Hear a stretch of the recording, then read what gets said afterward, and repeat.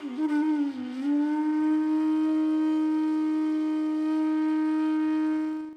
શરણાગતિ કરીએ છીએ તો પાછી એના પર પાછું પાણી ફેરવીએ છીએ છેલ્લે.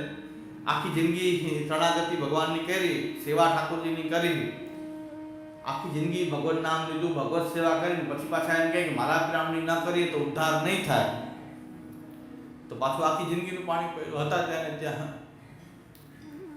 તો કે તમને એ ભગવાનની શરણાગતિમાં વિશ્વાસ તો ન રહ્યો, પાછું સાધનનું અભિમાન પાછું ઊભું કરે કે માલા પિરામણી નહીં કરો તો ઉદ્ધાર નહીં થાય. જો આવું માનતા હો કે માલા પિરામણી ન કરો તો ઉદ્ધાર ન થાય. હું લગભગ 15 વર્ષથી તો કહું છું કે માલા પિરામણી જેવી વિધિ પુષ્ટિ માર્ગમાં છે નહીં.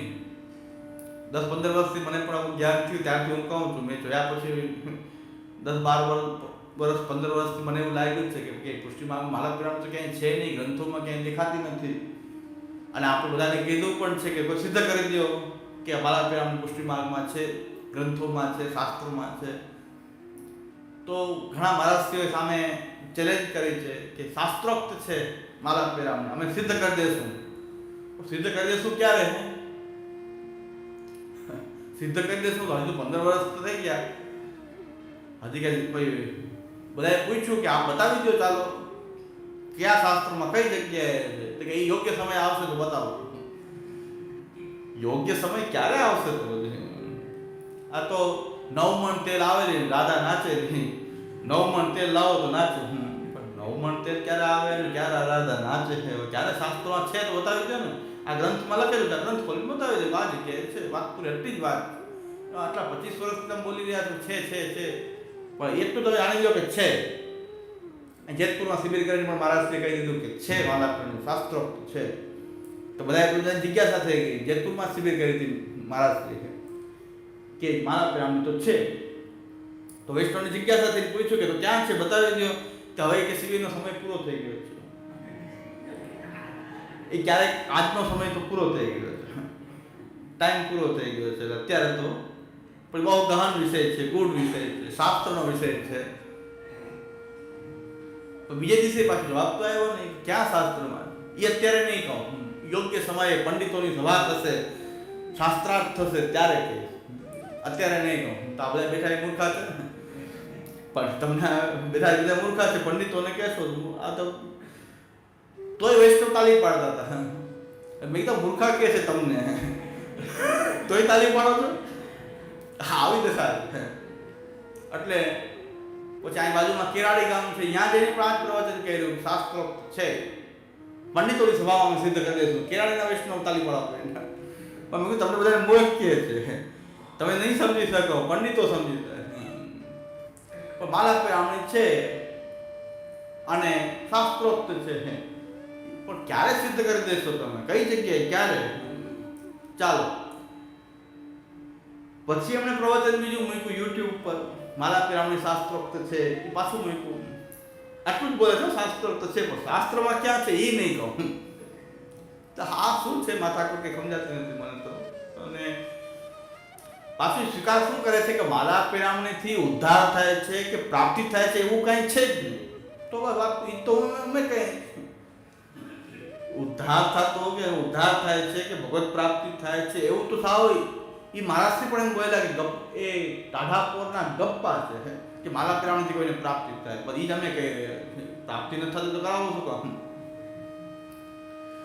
તો વાત તો આવી ગઈ. ચાલો હવે શાસ્ત્રોક્ત છે એ વાત બરાબર, ચાલો પડે. આપણે જે કહીએ છીએ એ ભલે પણ 15 વર્ષ 20 વર્ષે બોલ્યા ખરા કે ટાઢાપોરના ગપ્પા છે. વાત કહો કે માલા પિરામણીથી જીવનો ઉદ્ધાર થાય છે, ટાઢાપોરના ગપ્પા. તો આપણે તો આપણી વાત તો 15 વર્ષ જ અમે કહી રહ્યા છીએ ઉદ્ધાર થતો નથી. ઉદ્ધાર તો શ્રી કૃષ્ણનો સત્તા છે, માલા પિરામણીથી નહીં થાય, ભાગવત સત્તાથી નહીં. તો જો સામાન્ય ગામડાના સાવ શાસ્ત્રો ન ભણેલા વ્યક્તિને ખબર પડી ગઈ, વાત પૂતા ઉપર આવી ગઈ.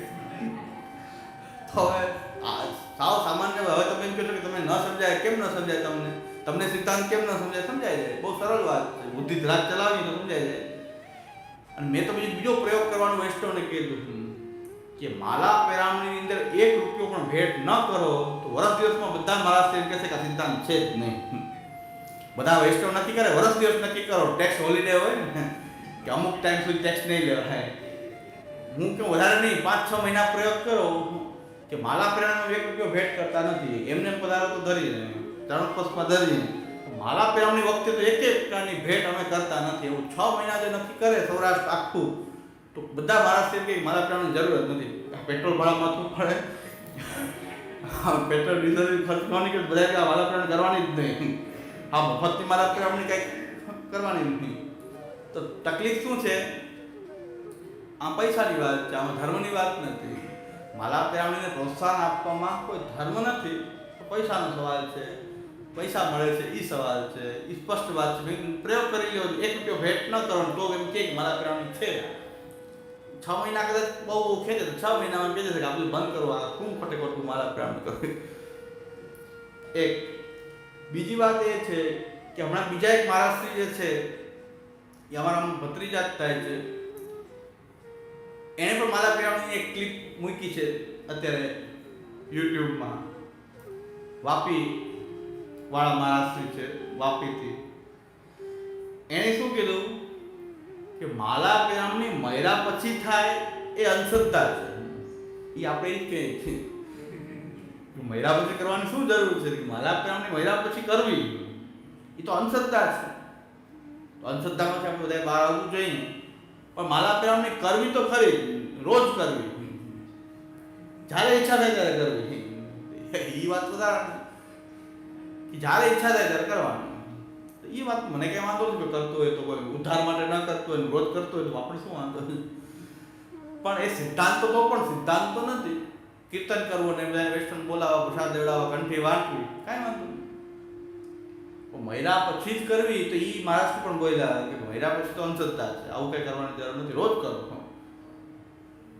તો આ વાત છે કે બધા ધીરે ધીરે લાઈન ઉપર આવતા જાય છે. એક સમય એવો આવશે કે બધા સાચું બોલવું પડશે.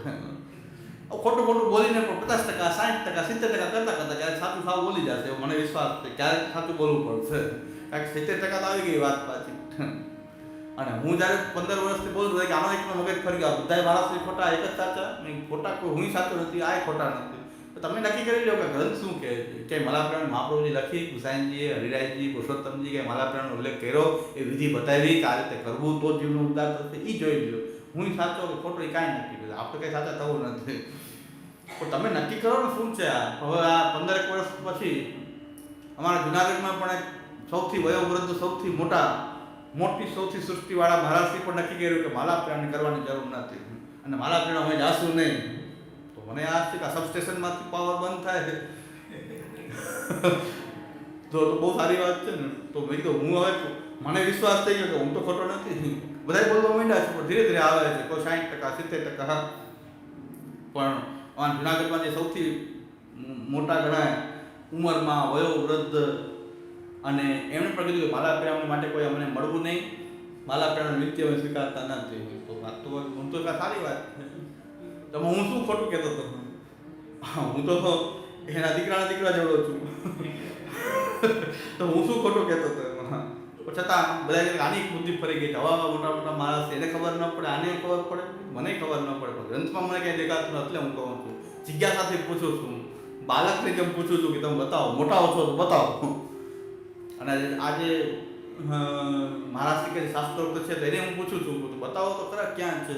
તો કે ટાઈમ પૂરો થઈ ગયો ને પંડિતોની સભામાં થાય. હવે તો આ તો 9 મણ તેલ આવે ને દાદા નાચે એવું છે. પણ એ આવી જશે ક્યારેક. તો વિશ્વાસ છે કે આપણે સત્ય જે છે વાર લાગે છે, પેઢીઓ પછી સત્ય પ્રકટ થતો એવું નથી. આપણે હયાતી ન હોય ને ત્યારે પણ કોઈ સત્ય તો ત્યારે પણ સત્ય જ કહેવાય. પેઢીઓ પછી પ્રકટ થાય. તે સત્ય માટેનો રસ્તો બહુ લાંબો છે, વેઇટિંગ પિરિયડ બહુ લાંબો હોય છે. સત્યને બહાર આવતા તો પેઢીઓ નીકળી જાય. પછી એમ કે હા એ ભાઈ કહેતા હતા બહુ સાચું કહેતો હતો, પણ કેટલા વર્ષ પહેલાં કહેતા હતા, બધાને ગાંડા કહેતા હતા. તો સત્ય જે છે એ ક્યારે પ્રકટ થવાનું પણ સત્ય રહેવાનું છે. અને મહાપ્રભુજીના ગ્રંથો તમે બધાએ ભણો, મહાપ્રભુજીના ગ્રંથોનો વિચાર કરો, રોજ સ્વાધ્યાય કરો. હા, રોજ મહાપ્રભુજીના ગ્રંથોનું વાંચન કરો, અધ્યયન કરો, રોજ ચિંતન કરો, તો તમને પણ સાચો રસ્તો મળી શકે. મહાપ્રભુજી બધાની સખી કૃપા બુદ્ધિ આપણી પર બધા ઉપર ભગવાનની કૃપા છે કે આપણને સાચો રસ્તો કેમ ન મળે. જો આપણે સાચા રસ્તા ઉપર જવું છે તો મહાપ્રભુની કૃપા કરશે, ઠાકોરજી કૃપા કરશે, આપણને સાચો રસ્તો અવશ્ય પ્રાપ્ત થશે. એટલે આ શિબિરનો પણ હેતુ એ છે કે આપણે સાચા રસ્તાને ઓળખી શકીએ, એ રસ્તાને પકડી શકીએ. સિદ્ધાંત જીવવો બહુ સહેલો છે, સરળ છે, બહુ કઠિન નથી. પુષ્ટિ માર્ગ કોઈ કઠિન નથી.